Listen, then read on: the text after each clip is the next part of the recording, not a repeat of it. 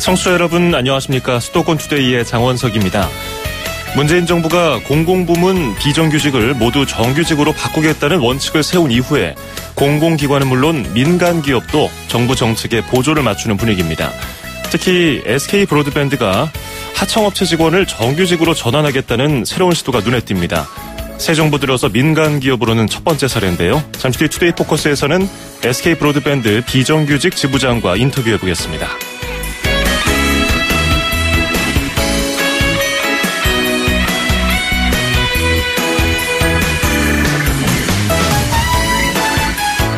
오늘 아침 앵커가 뽑은 수도권 뉴스입니다. 경기도 일자리 재단이 오늘부터 리스타트 4050 재취업 특강을 개최한다고 밝혔습니다.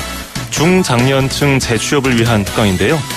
경기도민이라면 오늘 낮 12시부터 수원 청소년 문화센터에서 바로 참가 신청을 하실 수 있고요. 참가비는 무료입니다. 이 특강은 일회성이 아니고요. 앞으로 시흥시, 고양시, 구리, 성남 등 경기도 10개 시에서 열립니다. 경기도 일자리 재단 홈페이지나 경기 지역번호 031-270-9684, 경기 지역번호 031-270-9684로 문의하실 수 있습니다. 백스트리트 보이스의 I Want It That Way 띄워드리면서 2017년 5월 25일 수도권 투데이 시작합니다.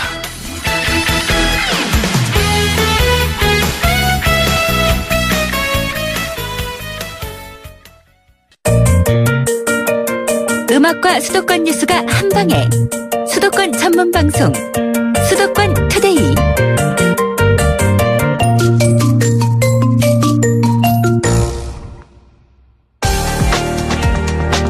투데이 포커스.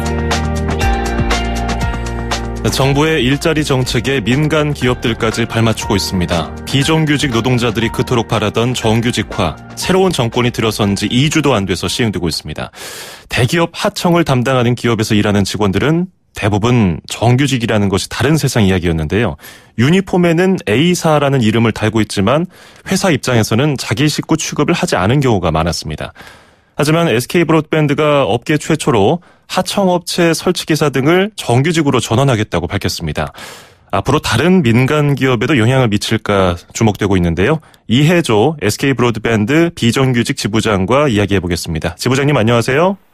네, 안녕하세요. 예, 반갑습니다. 그동안 그 브로드밴드 SK 브로드밴드 이사회 결정이 나기까지 고생 참 많이 하셨죠.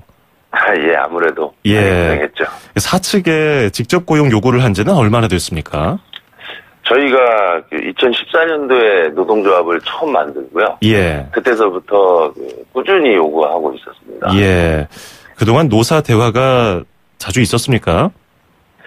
사실상 원청과의 SK 브로드밴드 원청과의 대화는 사실 없었고요. 아하. 이번 일을 계기로 해서 지금 논의를 좀 하고 있었던 중입니다. 예. 뭐 직접 대화는 어려웠지만 어쨌든 지금 시점이 절묘해서요. 뭐 대통령이 취임한 뒤에 일자리 정책을 말하고 있는데 절묘하게 민간 기업도 따라가는 분위기라서 어느 정도 합의를 이룬 것이 이제 빛을 발하는 게 아닌가 이렇게 또 보고 있는데 사측에서는 이렇게 얘기를 했어요. 하청 대리점을 통한 간접 관리는 업무 해결에 한계가 있어서 이렇게 정규직으로 전환을 하겠다. 이거 어떤 의미가 있을까요? 예, 아무래도 저희 같은 경우에는 고용 안정이 제대로 이루어지지 않고 있었습니다. 왜냐하면 원청사와 하청사 간의 계약이 1년 단위로 이루어지다 보니까요. 그런 과정 속에서 업체 교체가 빈번하게 일어났고요. 예. 그러다 보니까 저희가 10년 넘게 20년 넘게 일을 하고 있지만 매년 하청사가 업체 사장이 바뀔 때마다 예. 신입사원이 되는 그런 구조였죠. 그러니까 원청 그러다 보니까 저희가 또 실적 압박을 또 많이 당하거든요. 원청사하고 하청사 간의 계약에 예를 들어서 제대로 점수를 제대로 받지 못하면 계약 해지 조건이 있습니다. 그러다 보니까 그 실적에 내몰리다 보니까 좀 바쁘게 일을 해야 되겠죠. 그러다 보니까 고객에 대한 서비스도 제대로 이루어지지는 않았다라고 좀 얘기할 수 있고요. 예. 그러니까 원청이 하청 그리고 대리점과 계약을 맺으면서 그 대리점에 속해 있는 그 직원들이 결국 고용 불안에 시달리고 있었다. 네네. 맞습니다. 예. 지금 SK 브로드밴드에서 일하고 있는 비정규직 직원 중에서 하청 대리점 직원은 몇 명 정도 됩니까? 예. 저희가 홈 고객센터가 약 전국에 76개 정도 산재해 있고요. 예. 그 중에 일하는 사람들은 약 4,500명 규모로 파악이 되고 있고, 예. 이 중에 현장에서 고객님 댁을 방문해서 일처리를 해주는 현장 기사들은 약 2,900명 정도 되고 있습니다. 그렇군요. 이번에 언론 보도에 따르면 5,189분을 이제 정규직으로 전환한다고 발표가 됐는데, 예. 그러면은 하청 대리점 직원들이 주로 어떤 일을 하시나요? 예, 저희들은 그 고객님께서 그 인터넷 설치, 또 TV, 전화 이런 거를 신청하시게 되면, 예. 브로드밴드에 접수를 하시게 되면 그게 하청사로 이제 용역이 의뢰가 되는 구조죠. 그럼 저희가 나가게 되는 거고. 그러니까 지금 청취자분들도 굉장히 익숙한 분들일 것 같아요. 뭐 인터넷이 갑자기 안 돼요 해서 전화 걸면은 이제 유니폼을 입고 어디가 잘 안 됩니까 해서 찾아오시는 분들이 지금 그 하청 대리점 직원분들이었군요. 예, 원청사에서는 나가지 않고 저희가 다 나가죠. 아, 그렇군요. 그 기사님들이 보통 다 대리점 직원 소속으로서 지금 간접 고용 형태로 일을 하고 계셨는데, 어쨌든 SK 브로드밴드가 이사회에서 7월부터 대리점 직원을 정규직으로 고용하겠다고 밝혔는데 노조 분위기는 어떤가요?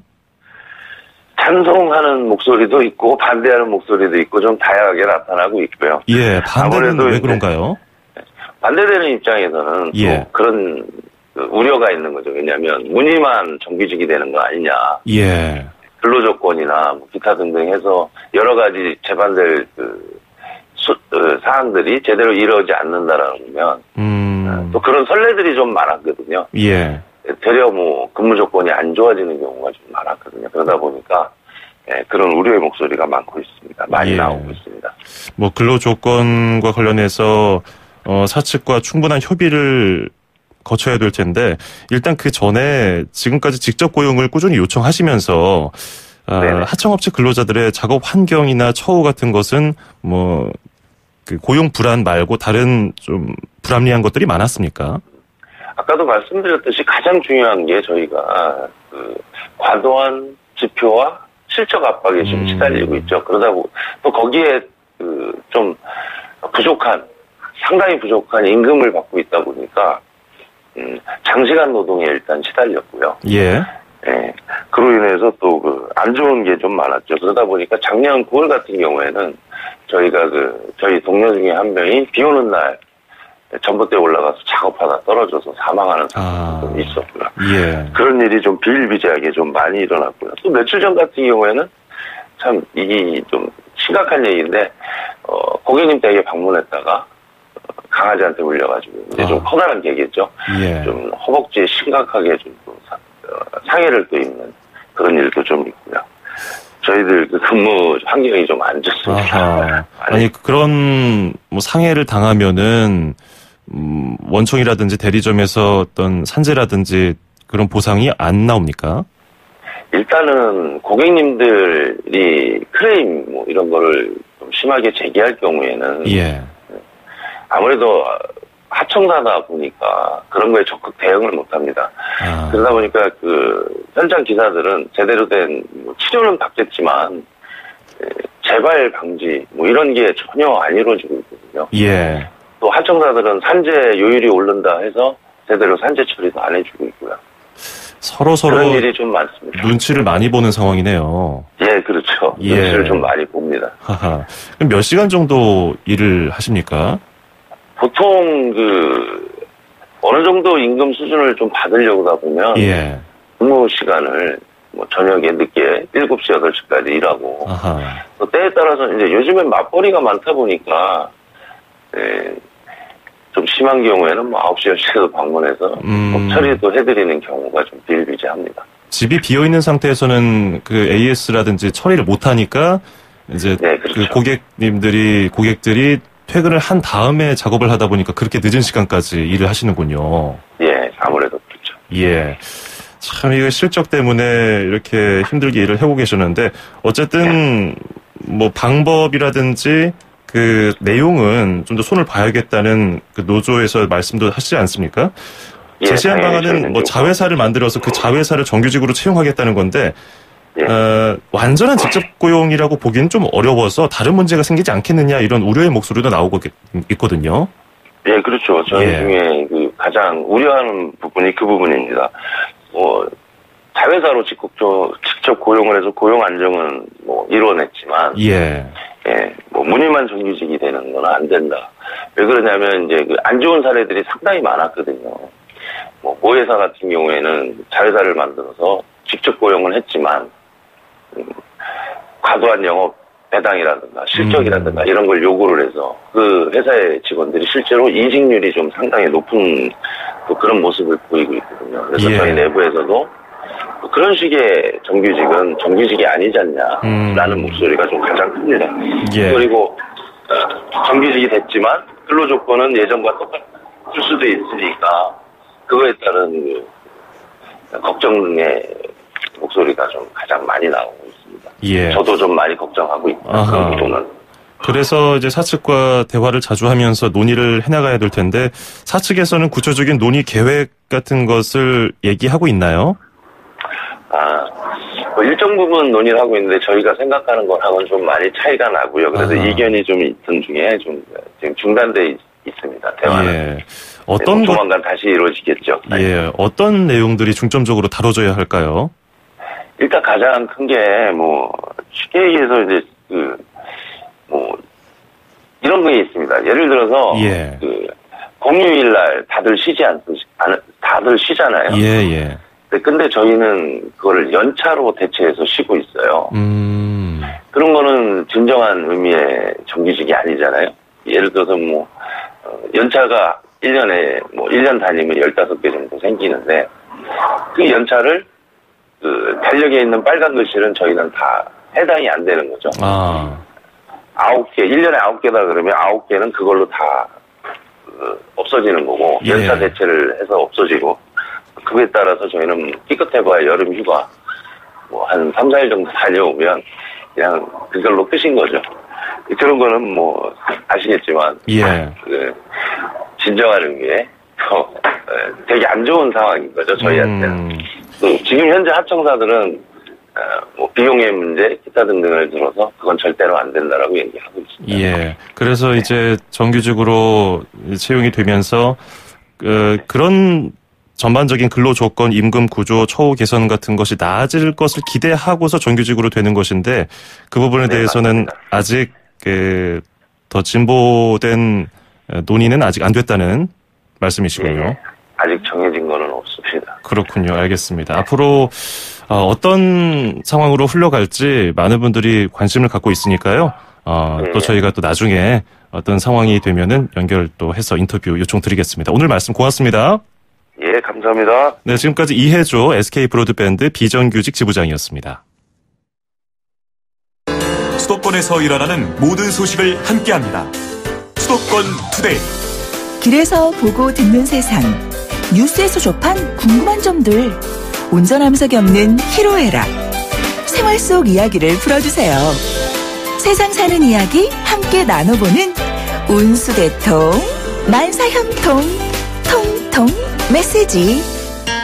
안녕하세요. 저는 직업상담사 박화정입니다. 저희는 까치산에 있는 즐겨찾기 컴퓨터 학원이라는 곳에서 직업상담사로 일하고 있습니다. 중학생, 학생부터 직업이 필요한데 자격증이 필요한 그런 사람들이 많이 오고요. 연령대로는 요즘에는 100세 시대이기 때문에 한 60세 넘으신 어르신들도 오셔서 자격증을 취득하시고 재취업하기 위해서 자격증이 필요하신 분들이 많이 오십니다. 취업을 이제 하게 될 때가 이제 가장 보람되고요. 최근에 사무직 쪽으로 취업을 좀 하고 싶어 하는 그런 친구였는데, 근데 이제 저희 학원에서 이제 컴퓨터 자격증도 따고 직업 훈련을 같이 받으면서 본인이 원하는 괜찮은 중소기업의 그 사무직으로 들어가게 되었거든요. 그래서 그때 굉장히 그 친구를 취업시키면서 보람을 느끼게 되었습니다. 고충은 상담을 해보면 자신의 재능, 또 적성, 본인이 어디에 관심이 있고 뭐를 잘하는지 모르고 있는 사람들이 너무 많거든요. 그런 사람들을 볼 때 마음이 조금 아프죠.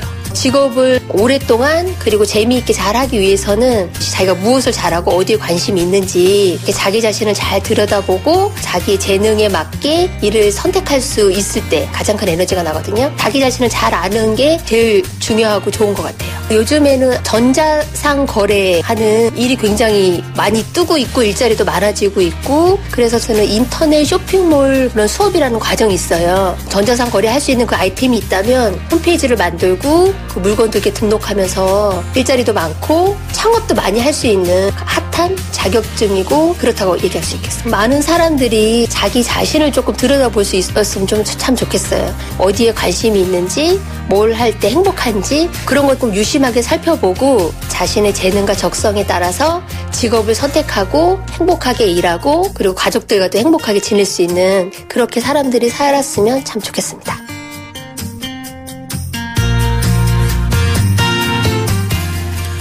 운수대통 만사형통 통통 메시지. 오늘은 직업상담사 박화정님의 사연이 도착했습니다. 그렇죠. 자기가 좋아하는 일이자 잘하는 일을 직업으로 삼으면 그보다 행복한 일이 어디 있겠습니까? 근데 자신이 뭘 좋아하고 어떤 일을 잘하고 어떤 일에 적성이 맞는지 이런 것들을 정확하게 파악하기가 쉽지가 않아요. 그래서 박화정님 같은 직업 상담사가 필요할 텐데 아주 좋은 직업을 갖고 계시네요. 저도 예전에 내가 앞으로 어떤 일을 하면서 살아갈까 이런 고민을 할 때 잠깐 모든 것을 다 멈추고 여행을 가서 생각을 한 적이 있는데 그렇게 잠깐 여유 있는 시간을 가지면서 생각해보는 것도 괜찮을 것 같습니다. 아까 제가 오프닝에서 경기도 일자리 재단이 리스타트 4050 재취업 특강을 개최한다고 말씀드렸잖아요. 관심 있는 분들 오늘 수원 청소년 문화센터 경기도민 분들 중에서 낮 12시에 바로 현장 참가 신청 가능하니까요. 수원 청소년 문화센터에 한번 가보시면 도움이 될 것 같습니다. 박화정님께는 수도권 투데이에서 준비한 선물 보내드리겠습니다. 듣고 이해하고 말할 수 있는 영어 수원 영어에서 온라인 강의 수강권 그리고 허벌라이프에서 식사 대용 쉐이크 포뮬라1 건강한 식사와 쉐이커도 청취자 여러분께 드리겠습니다. 또 사우디아라비아의 역사와 문화를 보실 수 있는 국립중앙박물관 특별전 아라비아의 길 관람권도 드리고 있는데요. 저희 YTN 라디오나 수도권 투데이에 대한 의견을 짧은 문자 50원, 긴 문자 100원의 비용이 드는 샵 0945, 우물정 0945번으로 보내주시기 바랍니다. 권진원의 새로운 날들을 위하여 듣고 2부에서 뵙겠습니다. 2,500만 수도권 청취자를 위한 모든 소식이 한자리에 YTN 뉴스 FM 수도권 투데이 FM 94.5MHz YTN 뉴스 FM 수도권 투데이 2부입니다. 광고 전해드리고요. 잠시 뒤에 맛있는 여행 코너 이어갑니다. 안녕하세요. 창업 컨설턴트 이랑주입니다. 제가 창업 꿀팁 하나 알려드릴게요. 바로 KT 성공팩. 매장에 필요한 인터넷, 와이파이, 카드 단말기, CCTV 등 전화 한 통이면 설치부터 AS까지 한 번에 가능하죠. 창업 필수품 KT 성공팩 1588-0114. 맛있게 여행하고 즐겁게 먹어요. 이현주 웰빙 전문기자와 함께 떠나는 맛있는 여행. 맛있는 여행 시간입니다. 식도락가, 미식가, 웰빙 전문기자, 잘 먹는 기자 이현주 기자와 함께합니다. 어서 오세요. 안녕하세요. 잘 지내셨죠? 일주일 동안. 전 즐겁게 2주인가요? 2주입니다. 예. 열심히 잘 먹고 다니고 왔습니다. 예. 피부가 더 좋아지고 계세요. 오늘 날씨가 좋네요.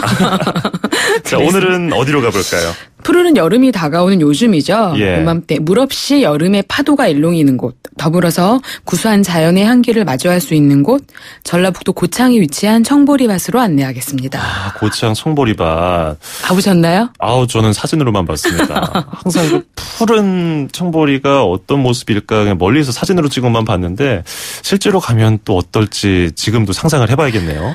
이곳은 30만 평의 넓은 들녘에 보리 하나로 밭을 일궈놓은 굉장히 대규모 농원이에요. 예. 그런데 비단 보리뿐만이 아니에요. 그러니까 저는 5월 초에 갔다 왔는데 그땐 가면 정말 푸른 물결이 일렁입니다. 예. 그런데 지금부터 6월 초까지 가시면 가을의 황금 들녘처럼 보리도 예. 익으면 누렇게 변하거든요. 예. 그렇게 익은 보리밭이 황금 들녘을 이뤄요.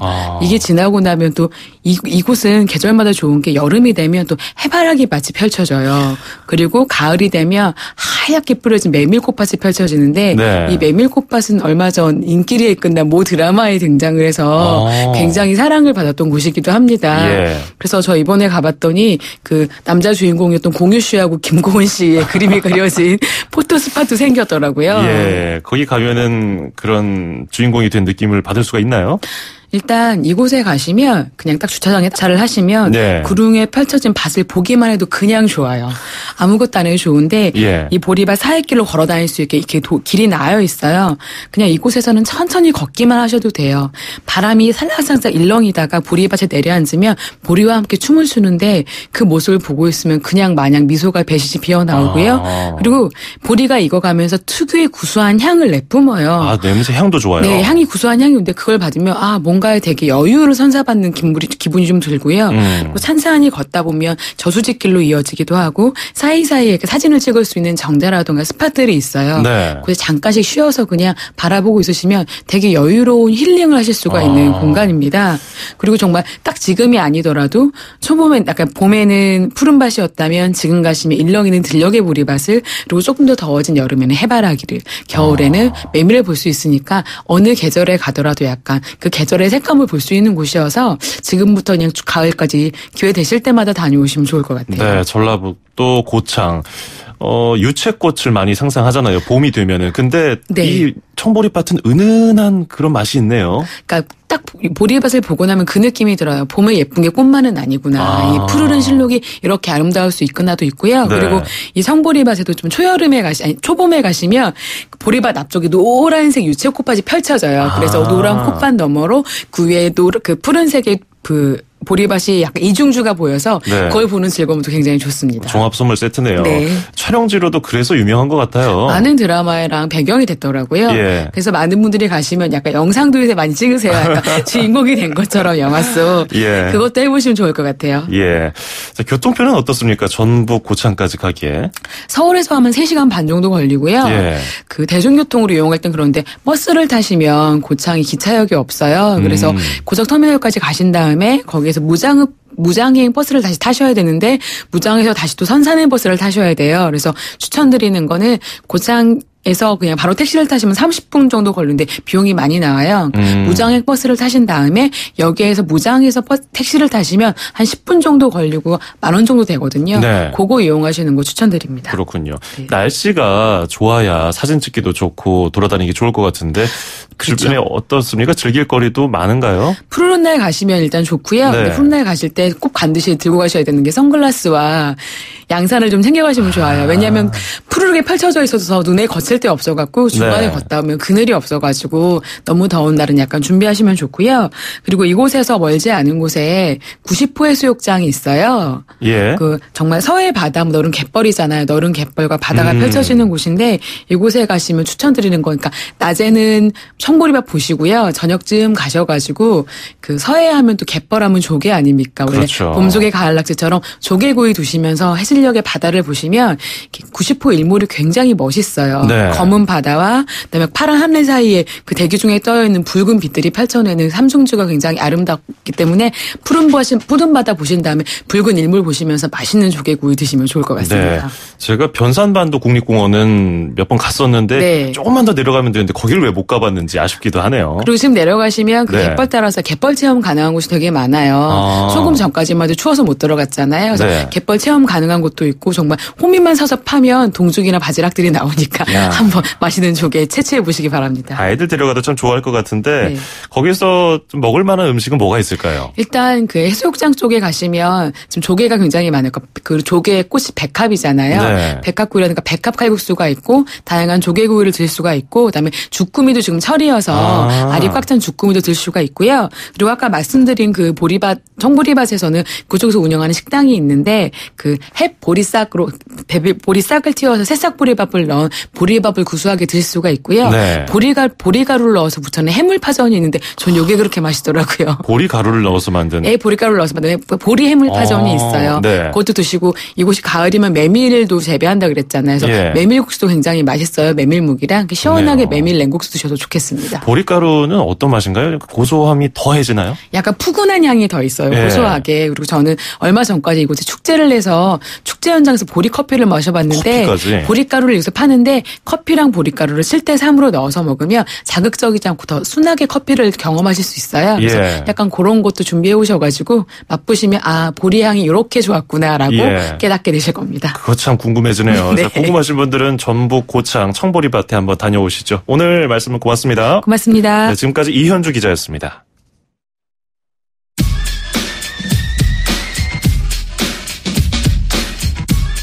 조 퍼블릭의 Live and Learn 듣고 서울시 소식으로 이어갑니다.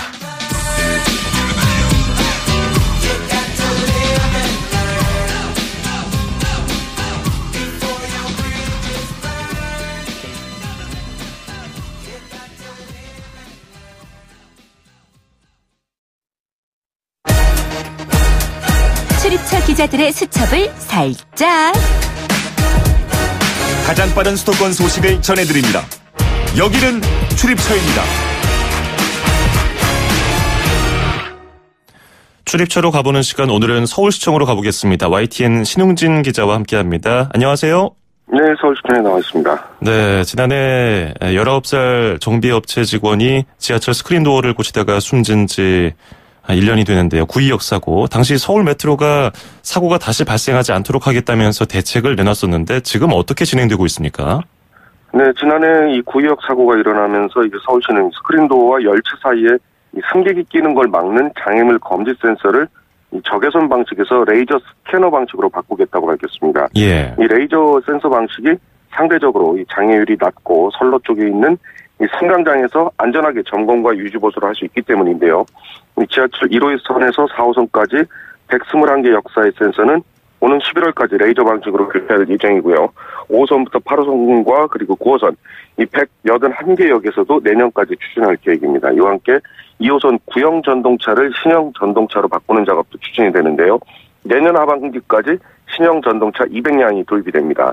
또 신형 전동차는 이 출입문 끼임과 동작 상태 등을 사전에 알려주는 LED 표시 등이 객실 출입문 측면에 있고요. 이 차량이 추돌했을 때 승객과 승무원의 안전을 확보할 수 있도록 충격을 이중으로 흡수하는 장치 그리고 미세먼지를 제거할 수 있는 환기 시스템을 갖추고 있습니다. 예, 이번에 제대로 설치가 돼서 피해를 입는 분들이 없었으면 좋겠고요. 네. 자, 그리고 서울시 마포구에 석유 비축 기지라는 곳이 있네요. 좀 생소한 분들도 많을 것 같은데요. 네, 이 1973년 이 석유 파동때 건설돼가지고 지어진 지가 벌써 40년이 넘는 곳입니다. 예. 그동안 1급 보안시설로 지정됐기 때문에요.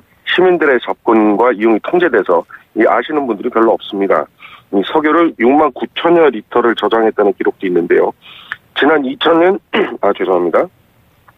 12월에 시설이 폐쇄가 됐습니다. 예. 왜냐하면 2002년 한일 월드컵 개최를 위해서 이 부근에 상암 월드컵 경기장이 지어질 때 이 석유 비축 기지가 위험시설로 분류됐기 때문인데요. 이후에 이 유휴부지로 관리되다가 재작년 12월에 시작된 공사를 마치고 다음 달에 시민들이 문화체험을 할 수 있는 공간으로 재탄생하게 된 겁니다. 이 석유가 가득 찼던 석유 비축 기지에서 이 문화 비축 기지로 탈바꿈하는 겁니다.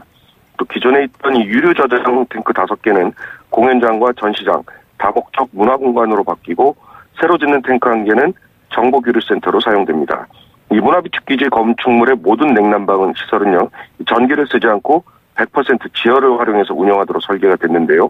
또 물 부족 현상에 대비하기 위해서 생활하수와 빗물을 재활용할 중수 처리 시설과 저리조도 설치됐습니다. 예, 서울시 마포구는 그 쓰레기 매립지도 이제 시민들이 쓸 수 있는 그런 공원으로 탈바꿈했고 석유 비축 기지도 그런 식으로 시민들에게 돌아가겠군요. 네. 자, 그리고 더워지면서 본격적인 물놀이철이 왔는데요. 물놀이는 즐겁게 하는 것도 중요한데 안전이 최우선이잖아요. 네, 그렇죠. 이 안전의 전제는 평소에 철저히 대비하고 준비해야 되는 건데요. 예. 서울시가 운영하는 생존 수영 교실에서 이걸 익힐 수가 있습니다. 먼저 물놀이 안전 교육을 받고 다음 단계부터는 뜨기 그리고 구조 수영, 자켓 사용법, 로프 구조 등을 실기를 통해서 배우는데요. 이 마지막으로 자유수영을 하면서 기본 수영 실력을 키울 수도 있습니다. 익사 예방사업 전문업체에서 온 강사진이 강습을 진행하는데요. 강습은 오는 27일부터 오는 8월 19일까지 격주 토요일에 시간 과정으로 진행이 되고요. 2명 이상 가족 단위로 접수를 받아서 한 번에 20명이 정원입니다. 강습은 잠실 제1수영장 경영풀 그리고 다이빙풀에서 이루어지고요. 서울시 공공서비스 예약 홈페이지에서 신청을 할 수 있습니다. 예. 그리고 중학교 1학년이면 초등학교 갓 졸업한 만 13살, 꿈도 많고 끼도 많을 때인데 중학교 1학년 때부터 입시 경쟁에 억눌려 지내는 게 좀 안타깝긴 해요. 네, 그렇죠. 이런 청소년들의 소위 이른바 딴짓을 장려하는 그 카드가 나옵니다. 예. 서울 성북구에서 전국 최초로 시작하는 아동 청소년 동행 카드 지원 사업이라는 건데요. 이 성북구에 사는 중학교 1학년생 그리고 학교에 다니지 않는 만 13살 청소년에게 상반기와 하반기에 5만 원씩 1년에 10만 원의 포인트를 적립한 카드를 발급해 주는 겁니다. 이 카드로 서점이나 극장, 박물관, 학원 등 성북구에 있는 가맹점에서 문화와 예술, 체육활동이나 진로 체험을 하고 하는 데 쓸 수 있는데요. 예. 성북구는 이 사업에 예산 4억 원을 편성했고 보건복지부와도 협의를 맞춰서 다음 달부터 카드를 발급받을 수 있다고 설명했습니다. 또 예. 성북구 안은 물론이지만 밖의 4대 프로스포츠 관람시설이나 예술의 전당 같은 대형 공공문화시설 등으로에도 이 가맹점을 앞으로 확대할 방침입니다. 예, 좋은 아이디어 같네요. 오늘 말씀 잘 들었습니다. 고맙습니다. 네, 수고하세요. 네, 지금까지 YTN 신용진 기자였습니다. Come here, baby. You know you drive me up a wall the way you make good for the nasty tricks. 수도권 투데이 오늘 준비한 소식은 여기까지고요. 끝으로 에어로스미스의 크레이지 띄워드리면서 저는 인사드립니다. 내일 아침 9시 10분에 뵙죠. 장원석이었습니다. 고맙습니다. Girl, you got to change your crazy ways. You hear me? Say you're leaving on a 7:30 train and that you're heading out to